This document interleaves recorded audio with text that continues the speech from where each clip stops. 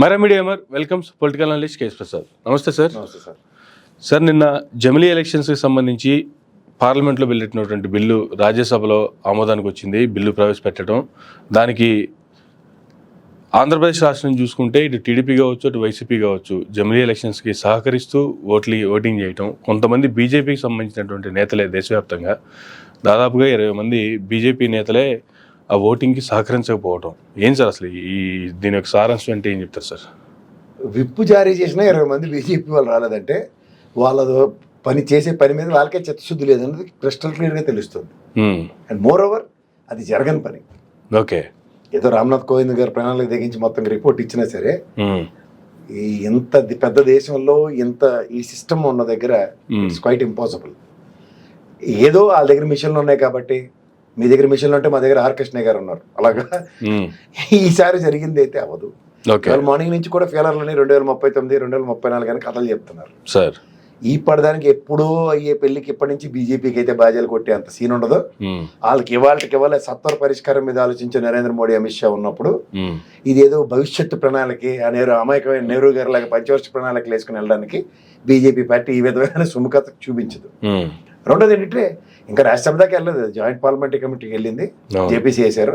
So దాంట్లో ఇంకా పార్టీల నుంచి ఏ సభ్యులు వెళ్తారు, ఇంకా అదంతా తేటతెల్లం అయిన తర్వాత దాని మీద ఒక డిబేట్ ఓపెన్ అయిన తర్వాత అప్పుడు మీరు అన్నట్టు రాజ్యసభ దాని సారాంశం కమాష్. ఓవరాల్గా అయితే ఇప్పటికి ఏమీ లేదు.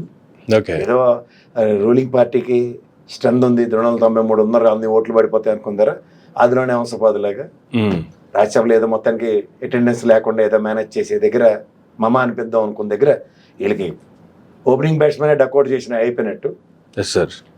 ఇండియన్ క్రికెట్ టీం ఎలా ఆడుతుందో అలాగే 150-200 టార్గెట్లు పెట్టుకుని ఇండియా ఎలా పనిచేస్తుందో అలాగే 270 లోపునే కన్ఫైన్ అయ్యారు. సో ఓవరాల్గా సొంత పార్టీ వల్లే మనం లేని ఆ బిల్లు మిగిలిన పార్టీ వాళ్ళందరినీ దేహి అని అనుకునే పరిస్థితికి వస్తే జేపీసీలో ఏమవుతుందో 2 రోజుల్లో తేలిపోతుంది.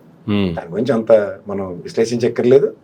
ఏదో జమిలీ దేశవ్యాప్తంగా ఒకేసారి వన్ నేషన్ వన్ రేషన్, పనికిమాలిన ఆధార్ కార్డు ఇలాంటివన్నీ వీళ్ళు తప్ప ఇంకెవరు అంత గిమ్మికలు చేయలేరు.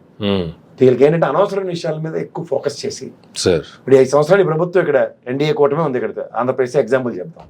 2027 ఎలక్షన్ అంటే తమాషాలా అంతేగా, ఎవరు అనుకుంటారు? అసలే పదవి లేకపోతే గిలగిలాడిపోయి చచ్చిపోయే బ్యాచ్లు పొలిటీషియన్స్ అంటే. వీళ్ళేమో దేశం కోసం, రాష్ట్రం కోసం, వీళ్ళు బోర్డర్లో పనిచేసి జవాన్లు అనుకున్నారు, గుండెలు చెప్పుకుని దేశం కోసం పనిచేయడానికి. వీళ్ళ స్వార్థ ప్రయోజనాలు మేము అధికారంలోకి వస్తామా రావా అని. ఆల్రెడీ ఒకసారి ఎన్డీఏ కూటమిలో ఎర్లీ ఎలక్షన్స్కి పిలుపునిచ్చిన చంద్రబాబు నాయుడు గారితో వాళ్ళు ఎలా బొక్క బోర్లో పడ్డారో అందరికీ బాగా తెలుసు. ఇలాంటివన్నీ అనుభవాలతో వీళ్ళు ఆవేశపడిపోయి ఏది సాధించేది ఉండదు, జరిగేది ఎంతకన్నా లేదు. దానికి కావాల్సిన కాన్స్టిట్యూషన్ అమెండ్మెంట్స్ ఇవన్నీ స్లో ప్రాసెస్. ఎప్పుడైతే బోత్ హౌసెస్లో 100% మెజారిటీ లేకపోతే, గతంలో 303 స్థానాలు వచ్చినప్పుడే ధైర్యం చేయలేపారు వాళ్ళు. ఇప్పుడే ఎక్కడ అవుతుందండి, అంత ఈజీ కాదు. కానీ దేశం మొత్తం ఒకే నేషన్ ఒకే ఎలక్షన్ అని పెట్టాలనుకునే అంత ప్రతిష్టాత్మకంగా తీసుకున్నప్పుడు బీజేపీ వాళ్ళనే సమన్వయపరచుకోకపోవటానికి గల కారణాలు చేతకంతాను పట్టు సడలుతుందని అర్థం కదండి. Over period of time. ఇప్పుడు మా దేవుడు ఆర్ కృష్ణ ఎప్పుడైతే వెళ్ళాడో ఆ వైబ్రేషన్స్ ఎలా ఉంటాయి చూడండి, మొదట్లోనే చూపించాడు. స్టార్టింగ్ ఆ సినిమాలో చెప్పినట్టు ఫస్ట్ స్టెప్పే కాలు పెట్టడం ప్రమాణ స్వీకారం, ఇక్కడ బిల్లు ఎట్టడం, 20 మంది డిస్కేం మంచిది. మొత్తం మా దేవుడు ఆర్ కృష్ణ అని మళ్ళీ దండం పెట్టాలి, అంతకని ఇంకేం లేదు. ఓకే, సో ఇదే కొనసాగిద్ది అంటారా? నెక్స్ట్ ఇదే పరంపర గతంలో టీడీపీకి ఏమైందో, లాస్ట్ టైం వైసీపీకి ఏమైందో చూసుకున్నాము. టీడీపీ ఆల్మోస్ట్ బీజేపీ కూడా అదే పరిస్థితి. ఇద్దరు ట్విన్సే ఒకేసారి పుట్టారు. 1983 ఆ పరిసర ప్రాంతాల్లోనే బీజేపీ అండ్ తెలుగుదేశం ఒకేసారి ఆవిర్భవించారు దేశవ్యాప్తంగా. వాళ్ళు గిర్రని ఏ స్థాయికి ఎదిగారు చూడండి. వీళ్ళు కూడా జాతీయ పార్టీ అని గిర్రని ఎదిగి ఆర్ కృష్ణ గారి ధర్మం అని ప్రాంతీయ పార్టీకి కన్ఫైన్ అయిపోయారు. అలాగే వీళ్ళకి చేసిన ఒక న్యాయం వాళ్ళకి ఇంకోలా చేస్తారేటి. ఏడెళ్తే అక్కడ సమన్యాయమే ఆర్ కృష్ణ గారు. వైఎస్ఆర్సీపీని వదిలేరేటి 11 స్థానాలకు పరిమితం చేశారు. గత అనుభవాలు ఒకసారి నెమరు వేసుకుంటే రాబోయే రోజుల్లో భవిష్యత్ ప్రణాళిక మా నెహ్రూ గారిలో కాకుండా ఆర్ కృష్ణ గారి మాదిరి బీజేపీకి ప్రణాళికలు రచించబడ్డాయి. మొదటి షాటే 6 అన్నట్టు మొదటి దెబ్బ 20 మంది. మాకు తెలియదు, మమ్మల్ని ఇన్వాల్వ్ చేయకండి అనవసరంగా. సినిమాలో సినిమాలో బ్రహ్మానందం గారి లాగా రావు గారు మమ్మల్ని ఇన్వాల్వ్ చేయకండి అన్నట్టు ఈ జమిలీ ఎలక్షన్లో 20 మంది మమ్మల్ని ఇన్వాల్వ్ చేయొద్దని చేతులు కడుక్కుని పక్క పోయారు. ఇంకేముంది, నేనేది ఇంకా భయపడ్డాను. ఏది ఇది మన అమిత్ షా గారు రాజ్యసభలో ఫ్లోర్ మేనేజ్మెంట్తోనో కొంతమంది ఈ సపోర్ట్ చేసిన బ్యాచ్ గల్లా ఆబ్సెంట్ అయిపోయి మొత్తానికి ఏదో తెప్పలు పడతారు అనుకున్నా. సార్ అంతదాకా కూడా రానివ్వలే మా కృష్ణయ్య గారు. మొదటే మొక్కే వంగంది మానే వంగున అన్నట్టు మొదల్లోనే తెచ్చి ఇలా వంచొచ్చని చూపించారు. అంతకనే ఇంకేం లేదు. అసలు బిల్లే అమలు చేసే పరిస్థితి లేదంటారా? లేదు 2027కి లేకపోయినా కూడా 2029లో మరలా ఎలక్షన్ వచ్చినా కూడా అప్పుడు మళ్ళీ సేమ్ ఇదే ప్రాసెస్ లో ముందుకెళ్ళే అవకాశం చెప్తాను. రేపు యూపీ ఎలక్షన్స్ ఈ మధ్యలో జరుగుతాయి సార్. యూపీ ఎలక్షన్స్ ప్రభావం ఎత్తిపోతల పథకం వేశారు బీజేపీకి. మరి మిషన్లు ఉంటే నేనేం చేయలేను, కానీ మా శక్తి రామకృష్ణయ్య గారే. యూపీ ఎలక్షన్స్ దేశ ఎలక్షన్స్ శాసిస్తాయి సార్. అక్కడ నెంబర్ ఆఫ్ పార్లమెంటేరియన్స్, హైయెస్ట్ పార్లమెంటరీస్ అక్కడి నుంచి వస్తాయి. సో ఆ పార్లమెంటేరియన్స్ దేశ ముఖ చిత్రాన్ని మార్చేస్తారు. ఈసారి అక్కడ ఆల్రెడీ డెంట్ పడింది ఎంపీల పరంగా. ఒక అఖిలేష్ యాదవ్ గారు ఈసారి పుంజుకొని ఆ పార్టీ కనుక సమాజ్వాదీ పార్టీ నువ్వా నేను అన్నట్టు ఢీకుంటూ సార్ మహారాష్ట్ర లాగా మిషన్లకు బలైపోతే నేనేం చేయలేను, కానీ మళ్ళీ మా ఆర్ కృష్ణయ్య గారు ఉన్నారు మమ్మల్ని కాపాడతారన్న ధైర్యంతో చెప్తున్నా. సో దాన్ని బేస్ చేసుకునే జమిలీ ఎలక్షన్సా లేకపోతే దీంతో పాటు వెళ్ళడమా? మనకి ఉన్నారు కదా ఇట్లా ప్రశాంత్ కిషోర్ గారు, భోగని గారు ఏదో లెక్కలు ఎడతారు, ఇటు తిప్పి అడి తిప్పి మరతెట్టేసే లెక్కలు ఇస్తారు. దానికి అనుగుణంగానే వాళ్ళు ఒక ప్లాన్ ఉంటుంది. అది అయితే అవుతుంది, లేదంటే 99% అవ్వదు. ఓకే, ఇది వాస్తవం. అంటే మిషన్లు నమ్ముకునో లేదంటే అసలు దేశానికి ఏం చేసామని చెప్పుకోవడానికి ఎన్డీఏ పార్టీ ఇక్కడ అధికారంలో ఉన్న ఆంధ్రప్రదేశ్లో అయినా గడిచిన 6 నెలల కాలంలో ఇది చేశాము ప్రజలకి రాష్ట్రానికి చెప్పుకోవడానికి ఏమీ లేదు. దేశంలో 2 సార్లు గెలిచి 3వ సారి అధికారంలోకి వచ్చినా కూడా దేశానికి ఏం చేసామని చెప్పుకోవడానికి ఏమీ లేదు. ఇటువంటి పనికిమాలినటువంటి పనుల మీద ఎక్కువ శ్రద్ధ పెట్టి వాటిని ఎక్కువ హైలైట్ చేసి చూపించడం తప్ప. ఇప్పుడు పీపీఏ ప్రాజెక్టులతో రోడ్లు వేసి మేము రోడ్లు వేసాం, కొడరాంగులు వేసాం, 6 రోడ్లు వేసాం, 8 రోడ్లు వేసాం కథలు చెప్తారు. పీపీఏ ప్రాజెక్టులే కదా. తోలు తీసేస్తున్నారు ప్రజలకి. తోలు తీసి చెప్పులు కొట్టుకొని తిరుగుతున్నారు వాళ్ళు. అది గమనించకుండా ప్రజలకు మేము ఎన్ని చేసాం అంటే ఏం చేసారో చెప్పమంటే చెప్పట్లే. అది తప్ప అన్ని మాట్లాడతారు వాళ్ళు. ఏమైనా చేస్తే కదా చెప్పడానికి. అదే అది తప్ప అన్ని మాట్లాడుతూ ఉంటారు.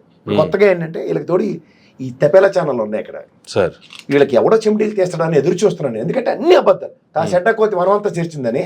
నిన్న మీరు తెలంగాణ అసెంబ్లీ సమావేశాలు చూడండి, బట్టి విక్రమార్క గారు చదువుకెళ్ళినట్టుకున్నారు ఆంధ్రజ్యోతి, ఈనాడు, దిక్కుమాల పేపర్లు. ఎందుకంటే టక్కన 7 కోట్ల ఫిగర్ మొదలెట్టాడు. ఇది బడ్జెట్ సమావేశం కూడా కాదు, ఏదో బిల్లులు పెట్టుకున్నారు దానికి తీర్చుకోవడానికి వచ్చిన సమావేశాలు. Very good. కాళేశ్వరం ప్రాజెక్ట్ దాని మీద ఎంక్వైరీలు అన్ని నడుస్తున్నాయి, పనిచేస్తున్నారు అవన్నీ కాదు. అట్లే సడన్ గా 7 లక్షల కోట్లు తీసుకొచ్చి డిస్కషన్ పెట్టారు. నాకు ఖచ్చితంగా ఇమీడియట్ గా యనమల రామకృష్ణ గారు, చంద్రబాబు గారికి చెప్పుకొచ్చారు. అది చూడండి, బడ్జెట్ సమావేశాలు ఏందో ఆయనేమో 14 లక్షల కోట్లు, ఈయన 10 లక్షల కోట్లు అన్నట్టు.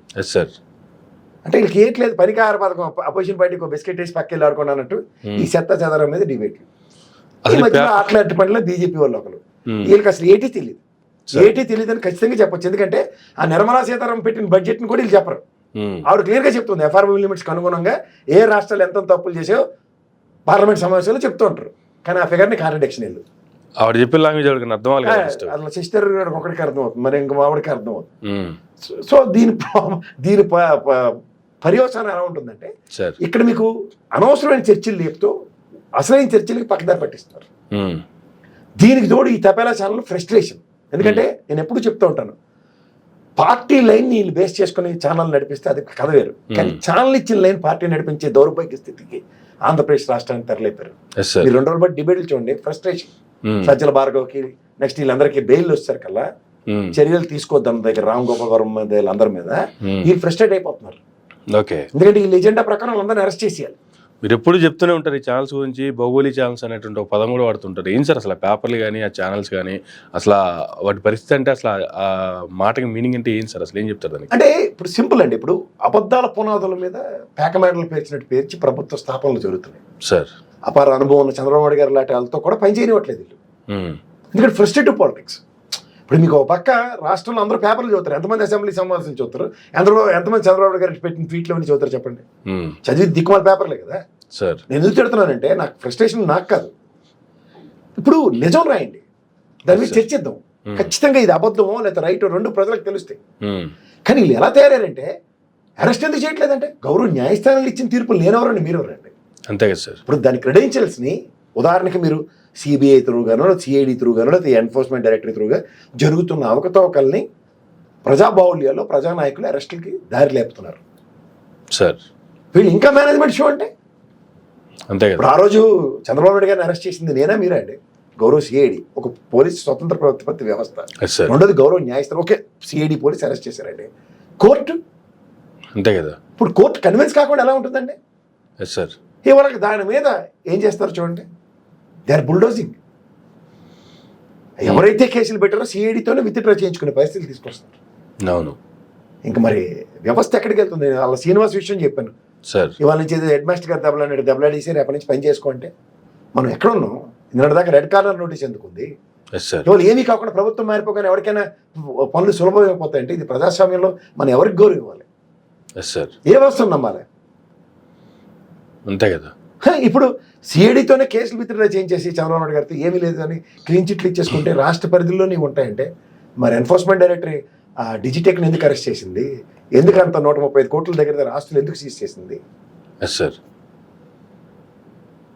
ఏం చెప్పాలి దీనికి మధ్యలో? ఈ తపెలగలకి ఫ్రస్ట్రేషన్, హాత్యరి. కేసులు స్పెషల్ లాయర్స్ ఇదే బాధ అండి వాళ్ళకి. ఎందుకు అరెస్ట్ చేయరు? Why can't to take discussion? అంటే ఏదైనా ప్రజాప్రభుత్వాలు అరెస్టులు చేయడానికే పెట్టుకుంటారా ఎవరన్నా? ఓ పక్కేమో 108 118 అండి, 111 ఎస్ సార్ చట్టం చెల్లదని గౌరవ సుప్రీంకోర్టు చెప్పింది. హైకోర్టు సుప్రీంకోర్టు రెండు మాట్లాడే. ఈ రెండు దానికి ముట్టుగానే రాయరు కదా, వీళ్ళు ఎలాగో రాయరు కదా. వీళ్ళకి ఇష్టమైతేనే ఇంగుతో సమానం, కానీ ఇష్టం లేకపోతే ఏ దిక్కుమాల వార్త అయినా వాళ్ళకి నచ్చినట్టు రాసేయగలుగుతారు. మీటర్లో బురితాళ్ళు అంటారు, వీళ్ళు వచ్చేసరికి అప్పప్ప ఒక చైతన్యవంతమైన స్టెప్ అని వీళ్ళే రాసేయగలుగుతారు. సామర్థ్యాలు ఉన్నాయి వాళ్ళ దగ్గర. వీడికి నచ్చకపోతే వీడి కొలపోడు కాకపోతే ఏదైనా చేసేస్తారు వాళ్ళు. లెక్క దాని లెక్కన ఎన్నాళ్ళు మీరు సస్టైన్ అవుతారంటే సస్టైన్ అవుతున్నారు వాళ్ళే. నేను 3 రోజులు బట్టి డిబేట్లు చూస్తాను సార్, ఫ్రస్ట్రేట్ అయిపోతున్నారు. ఆఖరికి నిన్న పొంగులేటి గారు ఇక్కడ, ఇప్పుడు ఈ స్టేట్ అండి కాంగ్రెస్ గవర్నమెంట్ ఉంది, మల్లం అనమాట. మా స్టేట్కి ఇన్వెస్ట్మెంట్లు రావాలి, మా స్టేట్ ఫ్లరిష్ అవ్వాలని అనుకుంటున్నారు ఎవడైనా, లేకపోతే పక్క స్టేట్ ఫ్లరిష్ అవ్వాలని ఎవడైనా కూర్చుని పూజలు పునస్కారాలు చేసుకుంటారా? ఎందుకు చేస్తారు? ఇప్పుడు నెక్స్ట్ ఇమీడియట్ హబ్ వడ్డించిన విస్తరణ హైదరాబాదే డెవలప్మెంట్కి అడ్వాంటేజ్ వస్తుందని. కానీ ఈ అమరావతి విషయంలో గతంలో జరిగిన అనుభవాలనే ఆయన ఒకసారి రంగరించి చెప్పాడు. దానికి ఏమో ఆయన జగన్మోహన్ రెడ్డి, వైఎస్ఆర్సీపీ వీళ్ళు కథలు రాసేస్తారు. అలాడు పౌడర్ డబ్బు ఉండడు కదా, రాసేస్తాడు. నేను రాస్తున్నాను, ఇవాళ పులిహార తయారు చేస్తున్నాను, పులిహార కలిపాను, మీరు దంచేయండి అని మొదలెట్టారు సార్. ఏ ఉండదు వార్త, ఎద్ది నిండంటే దూడగట్టిండి అనే వార్త ఉంటుంది. దానికి తెల్లారులు అలా అక్కడెక్కడో గే మ్యారేజ్ జరిగిందని, మగవాడు ఎక్కడో కన్సీవ్ వేయడని దాన్ని జస్టిఫై చేస్తూ చెప్పేశారు. అంత తెలివైన వాళ్ళు సార్. మీకు అర్థమైందా? సో ఈ ప్రస్థానంలో అసలు వాస్తవం ఏంటి? ఇవాళ 300-500 కోట్లు వరల్డ్ బ్యాంకు నానా తిప్పలపడి ఏషియన్ మర్కెంటైల్ బ్యాంక్ త్రూగా ఇస్తున్నది. రాబోయే రోజుల్లో ఏం చేస్తారంటే ప్రాథమిక అంచనాలు డబుల్ అయిపోయి. నేను నిన్న కూడా చెప్పాను, రివర్స్ టెండరింగ్ లో 10 రూపాయలు తగ్గించిన 5 సంవత్సరాల దగ్గర ఈ ప్రభుత్వం రాగానే ఎబ్బడి ఖర్చులు దగ్గర 70,000 కోట్లు అప్పు చేశారు. ఏం మాడతారంటే దాని గురించి చర్చ ఉండదు. పొంగులేటి అన్నాడు, అది ఇప్పుడు కాంగ్రెస్ జవాబుదారీతనం. కాంగ్రెస్ చచ్చిపడింది అక్కడ మూల. అస్సలు ఏమి తెలియని షర్మిల మనం పెట్టుకునే వాళ్ళే కాలక్షేపం చేసుకుని తిరుగుతారు అక్కడ. సో ఈ పరిస్థితుల్లో వాళ్ళు చేస్తున్న ఈ మీడియా దాష్టికంకి అయితే మాత్రం వాళ్ళకి వాళ్ళే సాటి. ఈ డిఫరెన్స్ ఎందుకు వచ్చిందంటే సార్, జనరల్గా ప్రభుత్వం నుంచి లేదంటే ప్రభుత్వ పెద్దల నుంచి ఏవైనా అవుట్కమ్స్ వస్తే వాటిని ప్రజెంట్ చేయాల్సినటువంటి మీడియాలో వచ్చిన వాటిని వీళ్ళు తీసుకొని ప్రామాణికంగా తీసుకొని అసెంబ్లీలో చర్చించే అంత ఇదిగా ఈ మీడియా ఎలా ఎదగలిగింది? వీళ్ళెందుకు గవర్నమెంట్ని శాసించేస్తున్న స్థాయికి ఎలా ఎదిగారంటే ఏం చెప్తారు సార్? చిన్నప్పుడు మనం చూడండి, ఏదో పక్కింట్లో చిన్న మామిడికాయ దొంగతనం చేసొచ్చు, లేదంటే చిన్న సెంతకాయలు తెంపొచ్చు, ఇలాంటి ఉన్నప్పుడు ఇంట్లోకి రాగానే వీపు విమానం మూత మోగించింది అనుకోండి అమ్మ నాన్న, కానీ ఇంకొకసారి జీవితంలో అలాంటి పనికిమాలిన పనులు చేయం సార్. మనకి వాళ్ళ కూరలకు పనికి వచ్చిందే, మంచి పని చేశాడు నా కొడుకు అనుకుని మనల్ని సమర్థించే అంత సామర్థ్యం ఉన్నప్పుడు నెక్స్ట్ లెవెల్ ఎలా ఉంటుందంటే, ఈ కుటుంబానికి ఉపయోగపడుతుందని పక్కింట్లో గోల్స్ దొంగతనం చేసుకొచ్చినట్టు ఉంటుంది. మీకు అర్థమైందా? ఆ స్టేజ్ని కూడా కన్సిడర్ చేస్తూ వెళ్ళిపోయారు అనుకోండి, అది ఖచ్చితంగా వాడి పర్ఫార్మెన్స్ టువర్డ్స్ ఫోకసింగ్ ఒకదాని మీద ఉంటుంది. అలా వీళ్ళు ఎప్పుడైతే మీడియా హౌసెస్లో ఈ చెత్తాచెదారం మీద ఎప్పుడైతే టాపిక్స్ ఎక్కువ అవుతున్నాయో, ఇప్పుడు చెప్తున్నా, ఇప్పుడు ఏవైతే చూడండి సోషల్ మీడియా మీద కేసులు పెడుతున్నారో, ఇలా వీళ్ళ మీద బొంబడింగ్ కేసులు పెడుతూ పరువు నష్టం దావాలి ఎక్కడికక్కడ వేసుకుంటూ వెళ్తే ఒళ్ళు దగ్గర పెట్టుందరు. వీళ్ళు ఏం చేశారంటే ఎంటర్టైన్ చేసి వదిలేశారు. Too much of unnecessary ruckus. ఇప్పుడు వీళ్ళు చూడండి, ఆ పరిమళ జత్వాని, కాదంబరి జత్వాని, లడ్లు, తర్వాత బోట్లు అడ్డుపడిపోయి అబద్ధాన్ని ఒక నెలల పాటు రక్తి కట్టించి కార్యక్రమం నడిపించగలుగుతున్నారు. ఏదైనా తీసుకోండి మీరు. Yes sir. సో అలాంటివి ఎప్పుడైతే టాలరెన్స్ ఉంటుందో ఒక సెట్ ఆఫ్ ఆడియన్స్ని కన్విన్స్ చేసే కార్యక్రమంలో మిగిలిన వాళ్ళు నచ్చితే అలా రామ్ గోపాల్ వర్మ సినిమా డైలాగ్ లాగా నచ్చితే ఆయన చెప్తుంటారు చూడు, నచ్చితే చూడు లేకపోతే మాని అన్నట్టు. నచ్చితే చూడు మాని అనే దగ్గర ఇంకొక ఆప్షన్ లేనప్పుడు ఏమవుతున్నాయి, నచ్చినట్టు ఏదో ఒక వార్త కోసం చూస్తున్న దగ్గర ఈ అబద్ధాలే పెద్ద పెద్ద మహావృక్షాల బుర్రలో నాటుకుపోయి ఉండిపోతున్నాయి. ఓకే. సో నాటుకుపోయి ఉండిపోతే ఏమవుతాయి, మెయిన్ వాళ్ళు ఏంటంటే జగన్మోహన్ రెడ్డి అనే వ్యక్తిని పోర్ట్రేట్ చేయాలి. ఇతను 5 సంవత్సరాలు రాష్ట్రం విధ్వంసం జరిగింది, ఏం జరిగింది, కానీ అనా పైసలు లెక్కలు చూపిస్తుంటే ప్రతిదానికి సమాధానాలు ఉండవు వీళ్ళ దగ్గర. వీళ్ళ నిస్సహాయ స్థితి ఫ్రస్ట్రేషన్కి లీడ్ అవుతుంది. ఓకే. అప్పుడు ఏమవ్వాలి, వాళ్ళ పార్టీ నుంచి వలసలు పోతున్నాయి. 23 మంది పోయినప్పుడే దిక్కుదేమని లేదు వీళ్ళకి. టింగమని 151 వచ్చాడు నెక్స్ట్ ఎలక్షన్. అవును. సో ఇవన్నీ ప్రజల్లో చర్చనీయాంశం కాదు. పోయారు 23 మంది పోయారు కదా, అయినా సరే ఆ పార్టీ ఓడిపోలేదు కదా, ఎలా గెలిచింది. కానీ వీళ్ళు 23 స్థానాలకు పరిమితం అయిపోయి 124 రాగానే అద్భుతం, నా భూతం నా భవిష్యత్ అని చెప్తారు. అవతల చేస్తే చూచ్ అదేదో మిషన్లు. ఇప్పుడు నరేంద్ర మోడీ చూడండి గెలిస్తే మిషన్లు అంటున్నారు, అలాగా. కానీ వీళ్ళు ఎంత చేస్తున్నా కూడా ప్రభుత్వంలో ఉన్న వాళ్ళంతా ఇదే కావాలంటారా? వాళ్ళకి అదే నొస్తుంది అండి కుషామత్తుగా. ఇప్పుడు చూడండి అవతలని క్రిటిసైజ్ ఏదైనా చెవిటాడా మోగాడా. చిన్నప్పుడు మనం చదువుకున్నప్పుడు చూడండి ఎరా నత్తి అని పిల్లల్లో ఉన్న ఆనందం, మనకు మానసిక ఆనందం ఎలా ఉంటుందో వాడు పేరు పెట్టి వెళ్ళడానికి ఉండదు సార్. ఇప్పుడు వాడు ఏదో మాట ఎలా తడబడుతూ మాట్లాడుతున్నప్పుడు దాన్ని అవహేళన చేసి దాని అర్థాలు పరమార్థాలు పొంకాలుగా రాసేస్తున్నాం అనుకోండి, కంటిన్యూస్గా జోకులే అవుతాయి క్లాస్ అంతా. ఇది రోజు అలవాటైంది అనుకోండి సార్. కొత్తగా ఇది చాలా మంచివాడు రా నా ఫ్రెండ్, ఆడికి సడబడుతున్నా లేరా ఆడి భావం ఎదురాడు మనం చెప్తున్నాం అనుకోండి, అది నచ్చదు ఎవరికి క్లాస్లో. అలా తయారు చేశారు మీడియా. సో దీనివల్ల ఏమవుతుందంటే ఎఫెక్టివ్నెస్ ఎలా ఉంటుందంటే కొత్తదనం కోరుకోవట్లే ఎవరు, చెత్త కావాలి. ఇప్పుడు సినిమాలో చూడండి వ్యాంప్ డ్యాన్స్ ఎప్పుడు వస్తుందని ఎదురు చూసే ఆడియన్స్ చాలా మంది ఉంటారు సార్. తెలుసో తెలీదు, సినిమాకి వెళ్ళి టైం పాస్ కోసం కన్నా వ్యాంప్ డ్యాన్స్ కోసం వెళ్ళి వాళ్ళు చాలా మంది ఉంటారు. ఓకే. అలా ఈ వ్యాంప్ వార్తలకు అలవాటు పడిపోతే అప్డేట్ చేస్తారు. పోనీ అది నిజం ఉందా, వారం రోజులు నిగ్గు తేల్చి వాళ్ళే చెప్తారు ఇంక వదిలేద్దాం అమ్మాయి వాళ్ళ నుంచి. తమాసాలకు ఉందా సార్, ఇవాళతో వదిలేస్తారా? పొద్దుంది లడ్డూలతో మొదలెట్టిన కదా, ఏది దేని మీద కూడా క్లారిటీ లేదు. కానీ వార్తలు రాసినంత వరకు లేదా ప్రభుత్వానికి కావాల్సినంత వరకు వీళ్ళు చేసినంత వరకు ఓకే, కానీ అంత మించి కూడా పోయే పరిస్థితి చూస్తున్నాం కదా.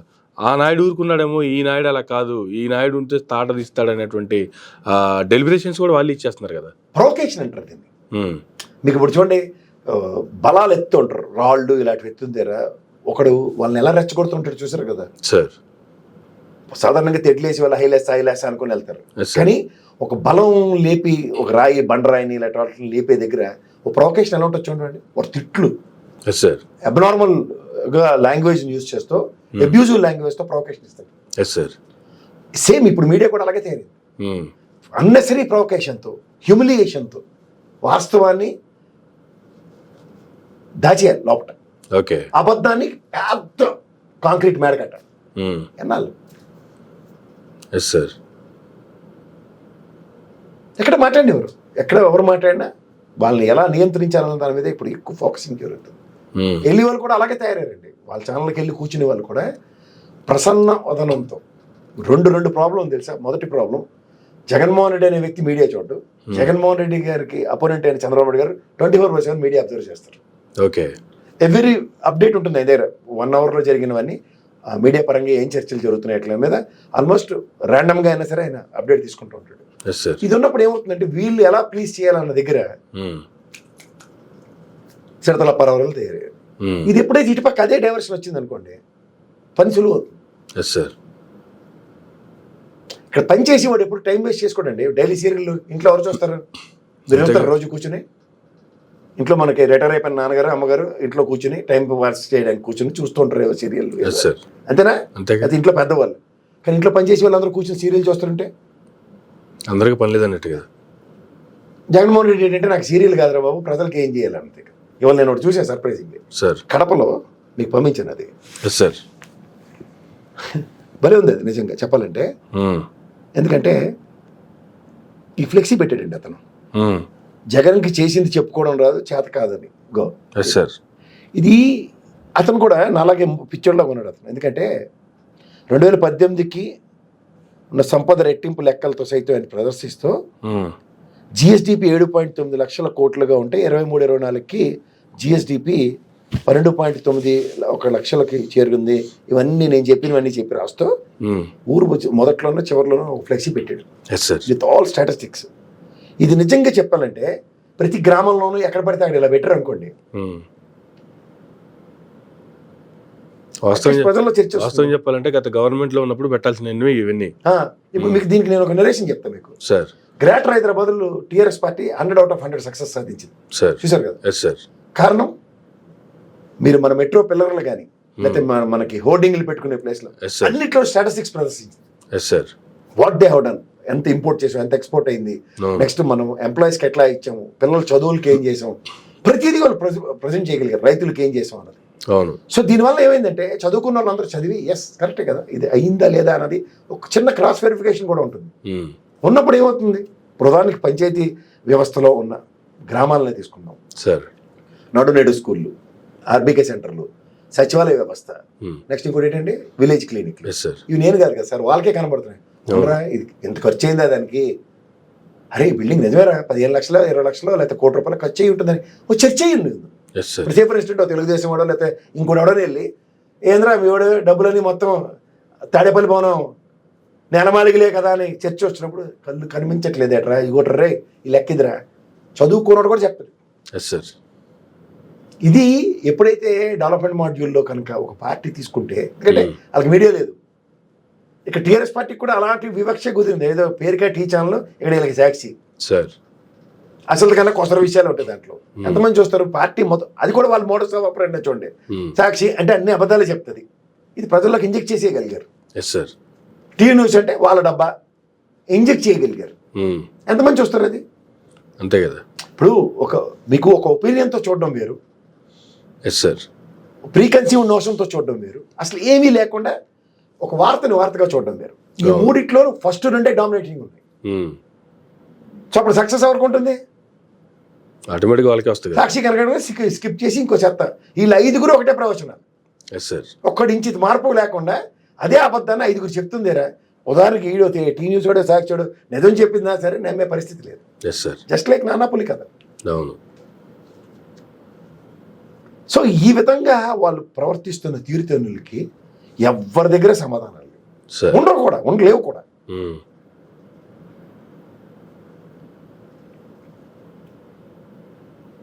కేవలం భయం పెట్టి మాట్లాడి వాడి నోరు నొక్కేస్తే అయిపోయింది.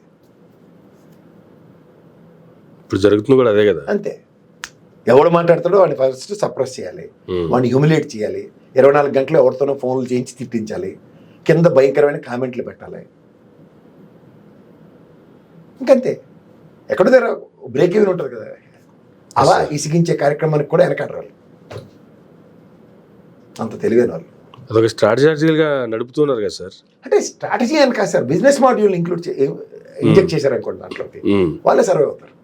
అంతే కదా. దాంట్లో కూడా సక్సెస్ చాలా బాగా చూస్తున్నారు, దాంట్లో కూడా చాలా బాగా సక్సెస్ చూస్తున్నారు. సక్సెస్ చూస్తారు, అదే సక్సెస్ ఉంటుందండి. మా అబద్ధాలని ప్రజల్లోకి నిజం వెళ్ళనివ్వకుండా చేయడానికి, నిజం ఎవడైనా మాట్లాడితే అని తొక్కే. మనమే కాదు, నిర్మలా సీతారామన్ గారు చెప్పిన ఫిగర్నే వాళ్ళు తొక్కేకెళ్ళారు. అది కూడా ఎవరు, మనం మీరే కాదు, రఘురామకృష్ణరాజు గారు అడిగిన సమాధానం. అవును, దాన్ని కూడా అబద్ధం అని చెప్పగలిగే అంత గొప్ప వాళ్ళు. అంతే, మీరెంత నేనెంత దాంట్లో.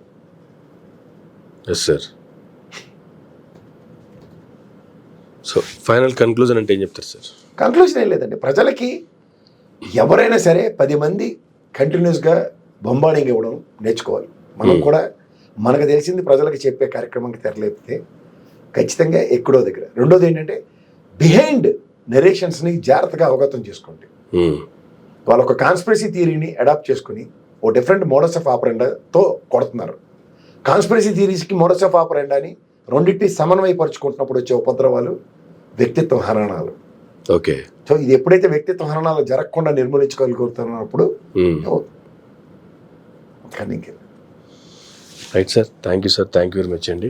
ఇదండి ప్రసాద్ గారితో ఈనాటి ఇంటర్వ్యూ. మరొక ఇంటర్వ్యూ మళ్ళీ కలుద్దాం. చూస్తూనే ఉండండి మేరా మీడియా.